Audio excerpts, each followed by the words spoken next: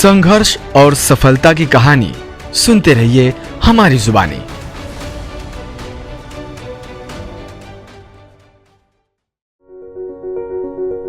मुरैना की शान, मुरैना की पहचान।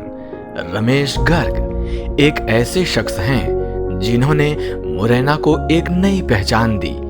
दस्यू इलाके के रूप में पहचाना जाने वाला मुरैना में उद्योग लगाकर इसे एक नया आयाम दिया, जिससे मुरैना प्रदेश ही नहीं बल्कि देश विदेश में औद्योगिक क्षेत्र के रूप में विख्यात हो गया। और इसके पीछे लगन मेहनत है रमेश गर्ग की, जिनके प्रयास से मुरैना की जनता को रोजगार के अवसर मिले। अपने पुश्तैनी कारोबार की बागडोर संभालने के साथ ही उन्होंने क्षेत्र में कई उद्योग स्थापित करवाए। इसके साथ ही अन्य उद्योगपतियों को भी प्रोत्साहित करके क्षेत्र में कृषि आधारित उद्योग लगवाया। सरसों तेल उत्पादन के क्षेत्र में इस योगदान के लिए रमेश गर्ग जी को मस्टर्ड मैन अवार्ड से सम्मानित किया गया। उनके संघर्ष और परिश्रम का जीता जागता प्रमाण है केएस ऑयल।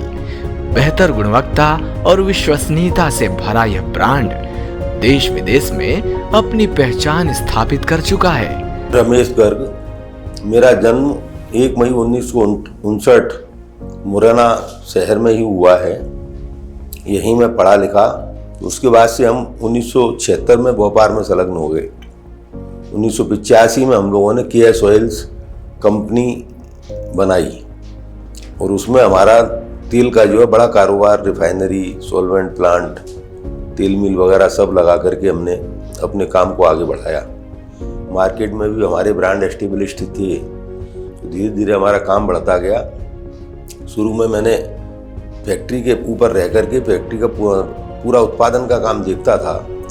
उसके बाद में 1992-93 से मैं धीरे धीरे बड़े भाई साहब के साथ में व्यापार में भी शामिल होना शुरू किया। 1993 में हमारी कंपनी लिस्टेड हुई केएस ऑयल्स। पहले प्राइवेट लिमिटेड होती थी, फिर पब्लिक लिमिटेड हो गई। पहले जो एक प्लांट मुरैना में होता था, हमारे बड़े बड़े 5 प्लांट पूरे भारत में लगे। एक प्लांट मुरैना में, एक गुना में, एक कोटा में, एक रतलाम में और एक हल्दिया वेस्ट बंगाल में पोर्ट पे हमने प्लांट लगाया। 5 प्लांट हो गए। भारत के हम सबसे बड़े सरसों तेल के उत्पादक के रूप में केएस ऑयल को गिना जाता था। इसके बाद में और भी जब कंपनी राइज करती रही तो हमने विदेशों में भी अपना काम फैलाया। इंडोनेशिया, मलेशिया में 60,000 हेक्टेयर लैंड लेकर के हमने लीज पर उसका पाम प्लांटेशन का काम शुरू किया, पाम की खेती का काम शुरू किया। सिंगापुर में हमारा ऑफिस था, जो इंडोनेशिया, मलेशिया को वहाँ से हम लोग कंट्रोल करते थे। परिवार और व्यापार के साथ साथ उन्होंने समाज की जिम्मेदारी भी बखूबी निभाई और सामाजिक सरोकार का बीड़ा अपने हाथों में उठाते हुए 1994 में वे अग्रवाल समाज के अध्यक्ष बने और सबसे पहले उन्होंने सामूहिक विवाह का आयोजन किया, जिसमें 201 जोड़ों का विवाह संपन्न कराया। इसके साथ ही रमेश गर्ग जी ने मंदिर, स्मारक, सेवा सदन का निर्माण जैसे विभिन्न सामाजिक कार्य करते हुए समाज के प्रति अपनी जिम्मेदारी बखूबी निभाई। 1994 में जब मैं समाज से जुड़ा, सबसे पहला कार्य हमने किया परिचय सम्मेलन और सामूहिक विवाह का अग्रवाल समाज का। अब चूंकि मेरे में करने की कुछ लगन थी, उसकी वजह से समाज मेरे साथ में बहुत बड़ी संख्या में जुड़ा। जितना कोई उम्मीद नहीं कर रहा था, उतनी बड़ी सफलता हमको इस कार्यक्रम में मिली। करीब 350 हमारे समाज के रिश्ते हमारे स्टेज पे से तय हुए और पहले ही कार्यक्रम में 104 जोड़ों का सामूहिक विवाह हमने किया। सामूहिक विवाह में ज़्यादातर ऐसे हमारे वर्ग के लोग सम्मिलित होते थे जो कि शादी का खर्चा नहीं उठा सकते थे, तो उन लोगों को हमने समाज की तरफ से पूरा सब कुछ मुहैया कराया। उनको पूरे जीवन यापन के हिसाब से सामान भी गिफ्ट में मिले। कृषि के क्षेत्र में भी रमेश गर्ग का योगदान अतुलनीय है। अपने क्षेत्र के किसान भाइयों के लिए कड़ी मेहनत करके उन्होंने न सिर्फ खेती किसानी की समस्या को सुलझाया, बल्कि फसलों की पैदावार बढ़ाने पर भी नवाचार किया।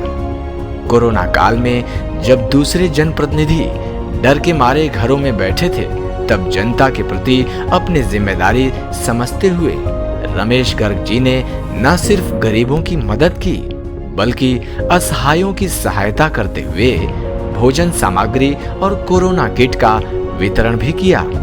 आज सामाजिक कल्याण, त्याग और परिश्रम का पर्याय बने रमेश गर्ग।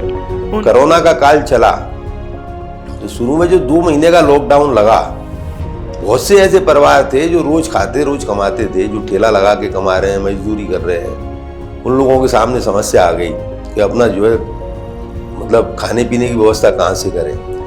तो फिर हमने अपने समाज की तरफ से एक कार्यक्रम शुरू किया, अखबार में ऐड दे करके, एक मोबाइल नंबर दे के सबको बोला कि जिसको इस प्रकार की परेशानी हो वो हम लोगों को सूचित करें, उनके घर बैठे ही सामान पहुंच जाएगा। उनकी सफलता और संघर्ष की कहानी सुनते रहिए हमारी जुबानी।